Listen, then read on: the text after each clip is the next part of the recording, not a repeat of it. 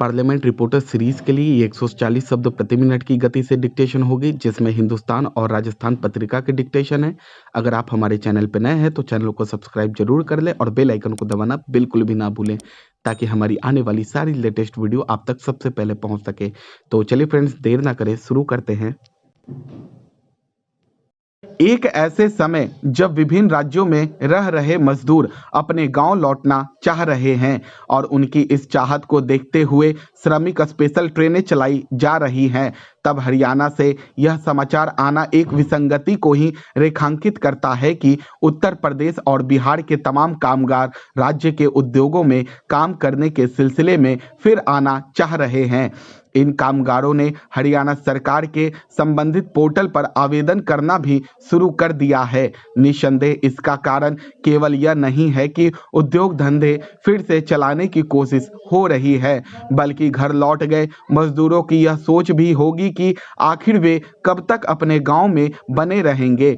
इससे इनकार नहीं कि मजदूरों को अपना गांव घर भावनात्मक संबल प्रदान करता है, लेकिन वह रोजी रोटी के अभाव की तल्ख सच्चाई से भी सामना कराता है। यदि विकास की दृष्टि से पीछे रह गए राज्यों में रोजगार के पर्याप्त साधन उपलब्ध होते तो फिर लोगों को दूसरे राज्य जाने की जरूरत ही क्यों पड़ती। आज का सच यह है कि उत्तर प्रदेश और बिहार ही नहीं, झारखंड, राजस्थान, बंगाल आदि के लोगों को रोजी रोटी के लिए महाराष्ट्र, गुजरात, कर्नाटक, केरल से लेकर पंजाब, हरियाणा, दिल्ली की दौड़ लगानी पड़ती है। कोरोना कहर ने मजदूरों को पुनः पलायन के लिए विवश किया, लेकिन हरियाणा का मामला यह बताता है कि घर लौट चुके या फिर लौट रहे मजदूरों को फिर अपने कार्यस्थलों में जाना पड़ेगा। आश्चर्य नहीं कि नए सिरे से श्रमिक स्पेशल ट्रेनें इसलिए चलानी पड़े कि घर लौट चुके मजदूरों को उनके कार्यस्थलों में पहुंचाना है। इसके आसार इसलिए दिख रहे हैं क्योंकि कारोबारी गतिविधियों को आगे बढ़ाने के प्रयास तेज किए जा रहे हैं। हालांकि अभी ये प्रयास पूरी तौर पर सफल होते नहीं दिख रहे, लेकिन उम्मीद यही है कि जल्द ही कारोबार का थमा पहिया नए सिरे से घूमना शुरू कर देगा। इसके बगैर देश का काम चलने वाला भी नहीं है, लेकिन ऐसा तभी होगा जब कारोबार जगत को पर्याप्त संख्या में कामगार उपलब्ध होंगे। अच्छा होगा कि औद्योगिक गतिविधियां शुरू करने को तैयार राज्य मजदूरों को घर न जाने के लिए मनाए।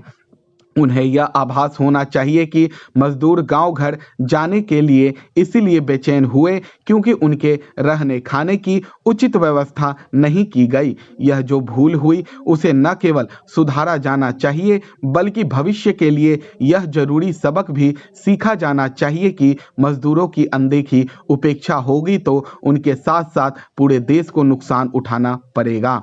यह सबक सीखा जाए, इस पर केंद्र सरकार को भी ध्यान देना चाहिए। उत्तराखंड में लॉकडाउन 1 से लॉकडाउन 3 की अवधि में ऑनलाइन शिक्षा को लेकर हुए प्रयोग, छात्रों तक उसकी पहुंच बनाने की कोशिशों ने पूरे तंत्र, खास तौर पर उच्च शिक्षा महकमे का आत्मविश्वास बढ़ा दिया है। कोरोना से उपजे संकट काल में बड़ी संख्या में शिक्षकों ने ऑनलाइन शिक्षा के विकल्प के साथ आगे बढ़ने में रुचि दिखाई है। इसी तरह बड़ी संख्या में छात्र भी नई वैकल्पिक पद्धति के साथ आश्वस्ति भाव से जुड़े हैं। सरकार और सहायता प्राप्त डिग्री कॉलेजों के प्राचार्यों का ये दावा है कि तकरीबन 70% से ज़्यादा छात्र ऑनलाइन पढ़ाई से लाभान्वित हो रहे हैं। 70 से 75% तक पाठ्यक्रम पूरा किया जा चुका है। इसी विश्वास के साथ आगे बढ़ते हुए छात्रों को ऑनलाइन असाइनमेंट दिए जा रहे हैं। माना यह भी जा रहा है कि इस तरह की गई तैयारियों के बूते वार्षिक और सेमेस्टर परीक्षाएं कराई जा सकती हैं। उच्च शिक्षा महकमा नई परिस्थितियों में ढल रहा है, यह अच्छी बात है। यहाँ ये ध्यान रखने की जरूरत है कि ऑनलाइन शिक्षा को लेकर अब तक हुए तमाम प्रयासों के बावजूद ग्रामीण और ऐसे छात्रों में जहां इंटरनेट कनेक्टिविटी नहीं है अथवा कनेक्टिविटी की स्थिति कतई अच्छी नहीं है, ऑनलाइन पढ़ाई से छात्रों का एक वर्ग वंचित रहा है। इन छात्रों को पढ़ाई की मौजूदा व्यवस्था का लाभ नहीं मिला है। ऐसे छात्रों की मदद के लिए अब तक कोई रास्ता भी नहीं बनाया जा सका है। दूसरा पहलू ये भी है कि ऑनलाइन शिक्षा ग्रहण करने वाले छात्रों को इस व्यवस्था का असल में कितना लाभ हुआ है, इसे लेकर भी ठोस जानकारी या फीडबैक जुटाया नहीं जा सका है। हालांकि शासन से लेकर उच्च शिक्षा निदेशालय के आला अधिकारी बार बार फीडबैक लेने की हिदायत दे रहे हैं। इसके लिए जिलेवार नोडल अधिकारी नामित कर हेल्पलाइन नंबर भी जारी किए गए। साथ में कॉलेजों को भी उनके स्तर पर हेल्पलाइन नंबर जारी करने को कहा गया है। मकसद ये है कि ऑनलाइन शिक्षा की जमीनी स्थिति को जांचा परखा जा सके। ऑनलाइन असाइनमेंट या आगे इसी आधार पर परीक्षा की ओर कदम बढ़ाने से पहले इस पर व्यापक विचार विमर्श बेहद जरूरी है। जिन छात्रों को ऑनलाइन पढ़ाई का लाभ मिला ही नहीं, उन्हें नज़रअंदाज नहीं किया जा सकता। समानता के बुनियादी अधिकार के रूप में इसे देखते हुए ही कोई भी फैसला लेना उचित होगा। महाराष्ट्र के औरंगाबाद में शुक्रवार की सुबह हुआ रेल हादसा हृदय विदारक है। एक दो नहीं, 16 मजदूरों का रेल की पटरी पर मालगाड़ी से कट जाना, उफ, किसे दोष देगा? केंद्र या महाराष्ट्र की सरकार को, रेल मंत्रालय को, या फिर उन मजदूरों को? निश्चित रूप से पहला दोष उन मजदूरों का है जो भले थके थे, परेशान थे, नींद के आगोश में थे, पर यह तो उन्हें सोचना ही चाहिए था कि पटरी पर नहीं सोना चाहिए। शायद उन्हें यह भरोसा होगा कि लॉकडाउन में पटरी पर ट्रेन तो आने से रही, ऐसे में उससे अच्छा और सुरक्षित बिछौना क्या होगा? वह अच्छा बिछौना ऐसा साबित होगा उन्होंने सोचा भी नहीं होगा।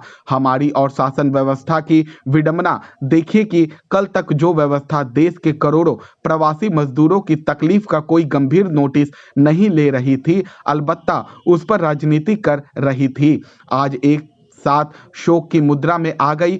ऊपर से नीचे तक सारे राजनेता शोकाकुल हो उठे।